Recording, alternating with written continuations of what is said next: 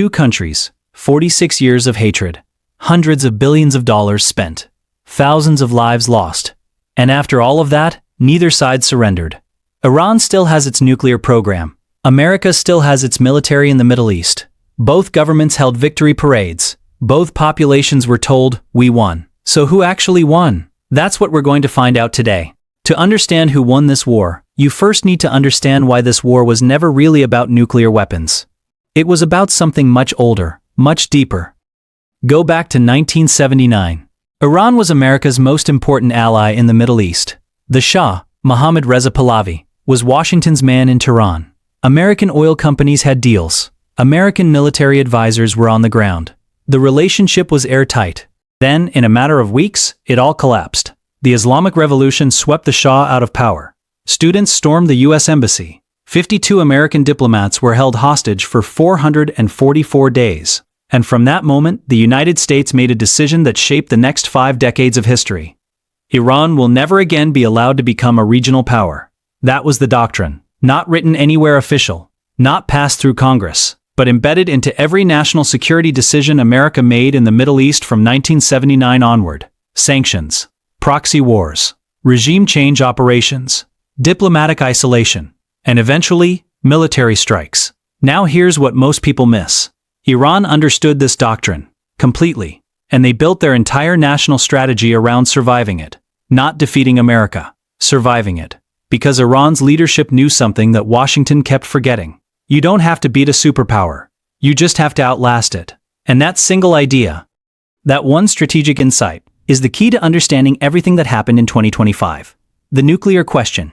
Let's talk about the nuclear program, because this is where most people's understanding falls apart. The Western narrative goes like this. Iran was secretly building a nuclear bomb. America and Israel, through sanctions, sabotage, and diplomacy, stopped them. Crisis averted. Victory for the good guys. But that's not the full picture. Iran's nuclear program started in the 1950s.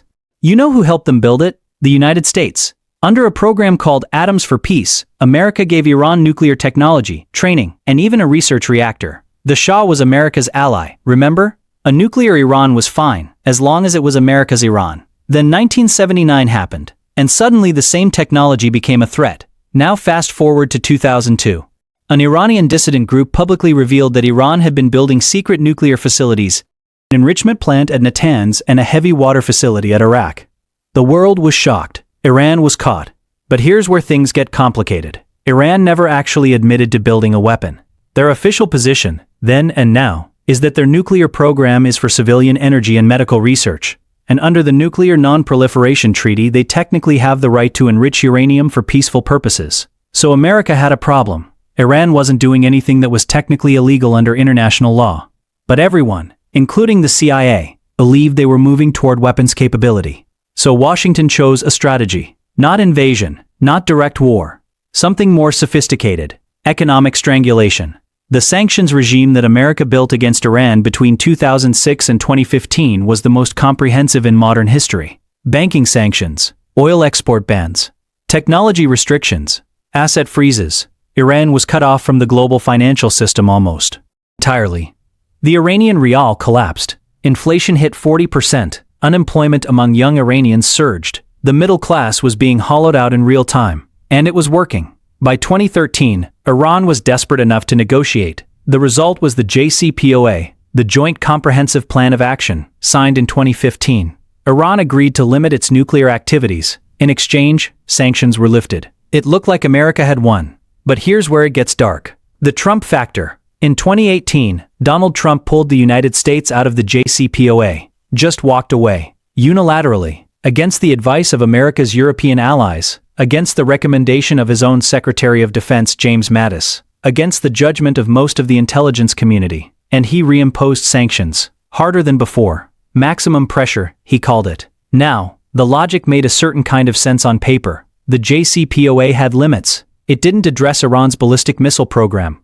It didn't deal with Iran's proxy forces across the Middle East, Hezbollah in Lebanon, the Houthis in Yemen, various militias in Iraq and Syria. It had sunset clauses, meaning restrictions would expire after a certain number of years. Trump called it the worst deal ever negotiated. So maximum pressure was supposed to force Iran back to the table, this time for a better deal. A complete deal. one that addressed everything. Here's what actually happened. Iran didn't come back to the table. They accelerated their nuclear program. Before the JCPOA, Iran was enriching uranium to about 3.67%, fuel grade. After Trump pulled out, they started enriching to 60%, then 90%. Weapons grade is 90%. The number of their advanced centrifuges, the machines that actually do the enrichment, multiplied several times over. The IAEA, the International Nuclear Watchdog, started filing report after report, saying Iran's nuclear program was expanding faster than at any point in its history. Maximum pressure had created maximum enrichment. And then came January 2020. The United States assassinated Qasem Soleimani, the commander of Iran's Quds Force, the most powerful military figure in Iran after the supreme leader himself. Trump ordered it. A drone strike at Baghdad airport. Soleimani was killed. Iran's response was two things simultaneously. First, they launched ballistic missiles at American bases in Iraq. 11 U.S. soldiers suffered traumatic brain injuries. Iran called it revenge. America called it a slap. But everyone noticed that Iran had telegraphed the strike in advance, giving American forces time to take cover. It was a calculated message. We can hit you, but we're choosing not to escalate further. Second, Iran officially abandoned all limits on its nuclear program. Every restriction from the JCPOA was gone. They were now running full speed. And at that point, the strategic situation had completely flipped. America had started maximum pressure to prevent Iran from getting a nuclear weapon. Maximum pressure had brought Iran to the edge of being a nuclear-armed state. The 2025 strikes. By early 2025, the intelligence assessments were alarming. Iran was estimated to be weeks, not years, away from having enough enriched uranium for a nuclear weapon. The breakout time had collapsed. Israel had been warning about this moment for years. For Israel, a nuclear-armed Iran is not an abstract policy problem. It is an existential threat. And Israel's doctrine has always been the same. They will act militarily before that line is crossed. In April and May of 2025, the United States and Israel conducted a coordinated military campaign against Iran's nuclear infrastructure. The strikes targeted Natanz, Fordow, Isfahan, the key enrichment sites buried deep underground, bunker buster bombs. American B-2 stealth bombers were involved, the only aircraft capable of carrying the massive ordnance penetrator, a bomb specifically designed to destroy hardened underground facilities. The scale of the strikes was unlike anything seen in the Middle East since the Iraq War, and the immediate result looked decisive. Natanz was severely damaged. Fordow, which was buried under a mountain, took direct hits. Iran's nuclear program was set back. By how much exactly, intelligence agencies debated. Estimates ranged from 1 year to 5 years. Iran's response was fierce but calibrated. Missile salvos, drone attacks, activation of proxy forces. Houthi missile fire intensified toward Israel and toward American naval assets. Hezbollah launched attacks. Iraqi militias fired on American bases, but Iran did not close the Strait of Hormuz. That was the line everyone was watching. 20% of the world's oil flows through that narrow waterway. Closing it would have meant global economic catastrophe and almost certainly a full-scale American military response that could threaten the regime itself. Iran chose not to cross that line. A ceasefire, brokered partially through Omani and Qatari channels, came within weeks. No American boots on the ground in Iran. No regime change. No Iranian surrender. No Iranian nuclear bomb. Both sides stopped. Both sides declared victory. Both sides went home. And now we need to ask the real question. The real scorecard: who actually won? Let me give you the honest answer, and it's more complicated than either government will ever admit. Start with America's objectives. What was Washington actually trying to achieve? Objective 1. Prevent Iran from getting a nuclear weapon. Short-term result: the strikes set back the program. But here's the problem. You can bomb a facility. You cannot bomb knowledge. Iran's nuclear scientists are still there. The enriched uranium stockpile, much of it, still exists. The centrifuge manufacturing capacity still exists. Destroying infrastructure is not the same as destroying capability. Every serious analyst agrees on one thing: Iran can rebuild. The question is how fast and under what conditions. Objective 2. Force a change in Iranian behavior. This is where America clearly failed. Iran's foreign policy is the same. Its proxy network, Hezbollah, the Houthis, Iraqi militias, is still operating. Iran did not negotiate away any of these assets. It did not agree to a new nuclear framework. The supreme leader, Ali Khamenei, gave a speech after the ceasefire that was essentially, "We survived, we are still here, this nation will never surrender to America." That speech was not the speech of a defeated country. Objective 3. Regional stability. This one is almost painful to evaluate. The strikes triggered one of the worst periods of regional instability in decades.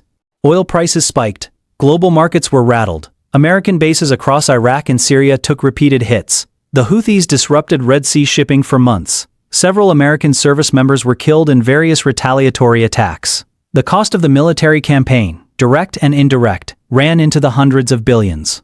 Now look at it from Iran's side. Iran's objectives going into this confrontation: survive without surrendering, keep the nuclear program alive, maintain the revolutionary government, demonstrate that Iran cannot be bombed into submission. On every single one of those objectives, Iran can credibly claim success. The regime is still in power. The supreme leader is still alive and in control. Iran was not invaded. The nuclear program was damaged but not destroyed. And perhaps most importantly, Iran demonstrated that it could absorb American and Israeli airstrikes and keep fighting. That's not nothing.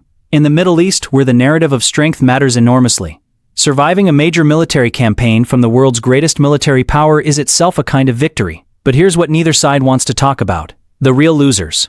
The Iranian people. Not the government. Not the Revolutionary Guards. Not the supreme leader. The ordinary Iranian citizen. 46 years of sanctions have destroyed what was once one of the most educated, cosmopolitan, economically sophisticated populations in the Middle East. In 1979, Iran had a larger economy than South Korea. Today, South Korea is one of the world's top 15 economies. Iran is not even close. An entire generation of young Iranians has grown up with no access to global banking, no ability to use international payment systems, no ability to import modern technology, limited access to medicines and medical equipment, and a currency that has lost over 99% of its value against the dollar in the last 2 decades. The strikes in 2025 made this worse. Infrastructure damage, economic disruption, more sanctions, not fewer. The people who were already suffering the most now suffered more. And on the American side, the cost of 46 years of confrontation with Iran is staggering. The wars in Iraq and Afghanistan, driven partly by regional strategy that Iran was always a central part of trillions of dollars.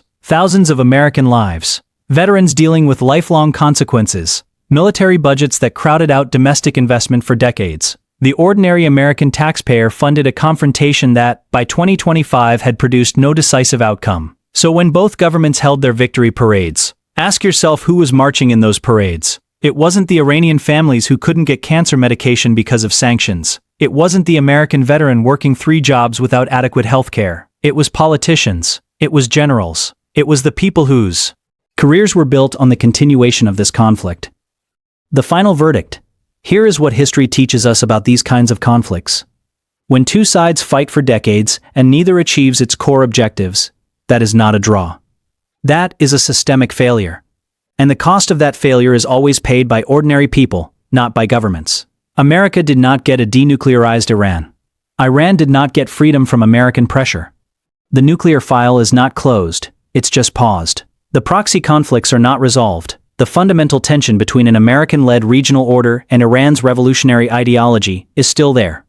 Exactly where it was in 1979. What changed is that both sides now know the other's red lines more precisely. Iran knows America will use military force to prevent a nuclear weapon. America knows Iran will absorb that force and keep moving. That mutual understanding might produce a more stable standoff. Or it might simply be the setup for the next escalation.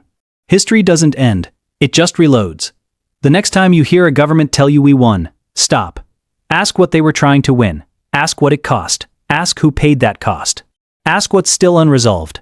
Because the real lesson of the US-Iran conflict isn't about nuclear weapons or military power or geopolitical strategy. It's about how nations can spend half a century and trillions of dollars in a conflict that leaves both populations worse off, while the people making the decisions face almost none of the consequences. That's the kind of story I cover on this channel. Not just what happened, but why it happened, who benefited, and what the history actually tells us that the headlines won't. If that's the kind of thinking you want more of, join this community. Because we don't do surface level here. We go to the root. I'll see you in the next one.